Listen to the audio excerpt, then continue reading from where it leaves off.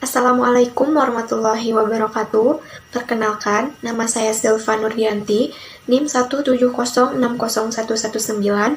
Saya akan mempresentasikan hasil penelitian dalam skripsi saya yang berjudul Pembelajaran Daring Materi Kegiatan Ekonomi menggunakan model Problem-Based Learning pada siswa kelas 4 SD Negeri Sugiharti. Langsung saja ke bab 1 pendahuluan yang melatar belakangi penelitian ini, yaitu pembelajaran daring di sekolah dasar. Dalam pelaksanaannya, pembelajarannya masih berpusat pada guru, di mana siswa kurang aktif dalam kegiatan pembelajaran karena pembelajarannya hanya berupa pemberian materi dan pemberian tugas dari guru kepada siswa. Kemudian, dalam proses pembelajaran daring, siswa tidak diberi kesempatan untuk terlibat aktif secara langsung, di mana pembelajarannya ini tidak menggunakan model pembelajaran. Jadi, siswa tidak diberi kesempatan untuk mengaitkan materi pembelajaran dengan permasalahan yang ada di sekitar siswa. Berdasarkan latar belakang tersebut, maka dapat dibuat rumusan masalah, yaitu yang pertama, bagaimana skenario dan implementasi pembelajaran daring, kemudian bagaimana respon siswa dan guru terhadap pembelajaran daring, kemudian kesulitan apa saja yang dihadapi siswa saat pembelajaran daring, dan kendala apa saja yang dihadapi guru saat mengimplementasikan pembelajaran daring. Sebelum saya memaparkan hasil penelitian saya akan menjelaskan sedikit mengenai bab 2 pada kajian teoritis. Yang pertama mengenai pembelajaran daring, yaitu pembelajaran dengan pemanfaatan jaringan internet dalam proses pembelajaran yang dilakukan secara jarak jauh atau tanpa tatap muka secara langsung. Yang kedua, materi kegiatan ekonomi. Materi kegiatan ekonomi ini merupakan materi yang ada pada kelas 4 di tema 8 semester 2. Kemudian model problem-based learning. Model problem-based learning ini merupakan model pembelajaran yang menekankan pada pemberian masalah nyata dalam kehidupan sehari-hari agar dapat menambah keterampilan siswa untuk mencapai pencapaian materi pembelajaran. Selanjutnya, di bab 3, metode penelitian.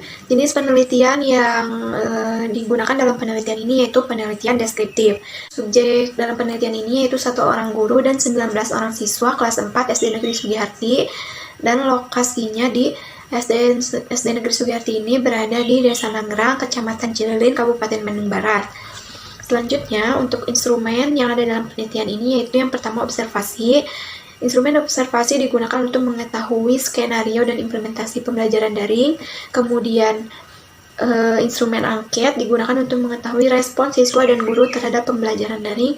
Kemudian, instrumen tes digunakan untuk mengevaluasi hasil belajar siswa, serta untuk mengetahui kesulitan siswa dalam mengerjakan soal. Dan yang terakhir, instrumen wawancara, yaitu untuk mengetahui kesulitan yang dihadapi siswa saat pembelajaran daring dan kendala yang dihadapi oleh guru saat pembelajaran daring.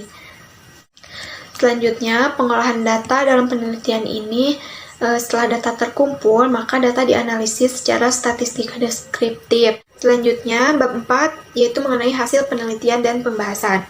Yang pertama, mengenai skenario dan implementasi pembelajaran. Skenario yang dipersiapkan oleh guru saat pembelajaran daring yaitu dengan mempersiapkan RPP. Implementasi pembelajaran dilakukan dalam 3 tahap kegiatan pembelajaran. Yang pertama, kegiatan pendahuluan, kemudian kegiatan inti, dan kegiatan penutup. Langkah-langkah pembelajarannya dilaksanakan berdasarkan langkah-langkah pembelajaran yang ada pada pembelajaran model problem-based learning. Nah, untuk mengetahui skenario dan implementasi pembelajaran, pengumpulan data dilakukan melalui lembar observasi. Observasi ini dilaksanakan selama 3 kali pertemuan. Dalam setiap observasi terdiri dari 14 indikator penilaian. Pada setiap indikatornya penilaian memiliki rentang 1-4. Kemudian, nilai masing-masing indikator dirata-rata untuk mendapatkan nilai yang menggambarkan pelaksanaan pembelajaran daring selama 3 kali pertemuan. Berikut ini, ini merupakan kategori penilaian pelaksanaan pembelajaran daring. Pertemuan pertama, observasi mendapatkan skor rata-rata dari seluruh indikator yaitu 3,4. Pada pertemuan 2, skornya 3,5, dan pertemuan 3 mendapatkan skor 3,7, sehingga dapat dirata-ratakan dari ketiga pertemuan tersebut mendapatkan rata-rata 3,5. Nah, ini mendapatkan kategori sangat baik. Selanjutnya, instrumen yang digunakan untuk mengumpulkan data respon siswa dan guru yaitu dengan memberikan angket. Pertama, angket diberikan kepada siswa.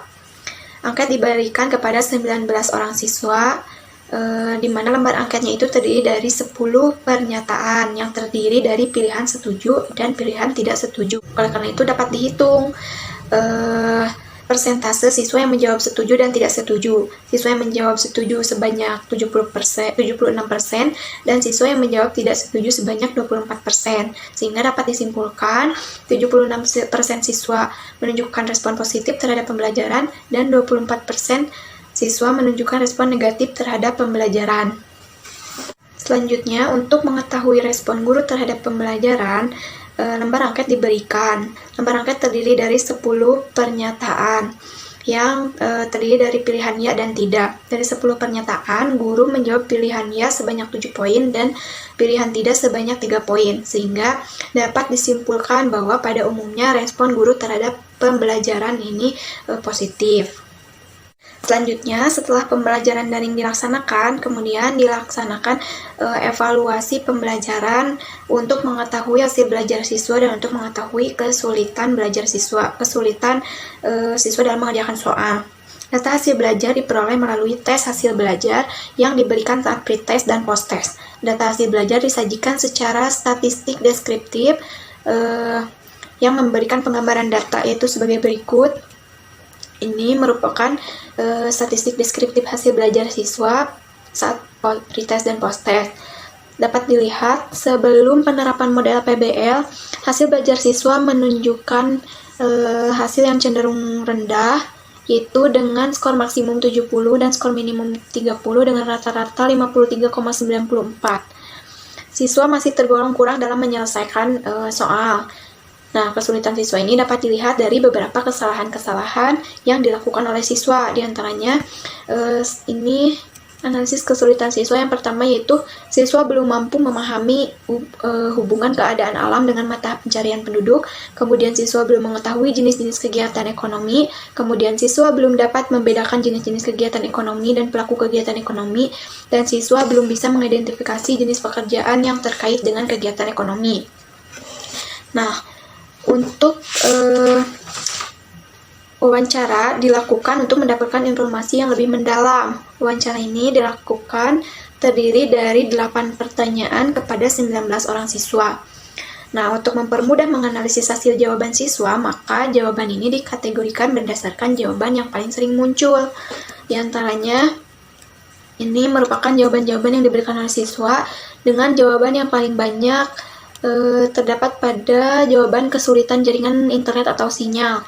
Sebanyak 10 siswa mengatakan kesulitan jaringan internet.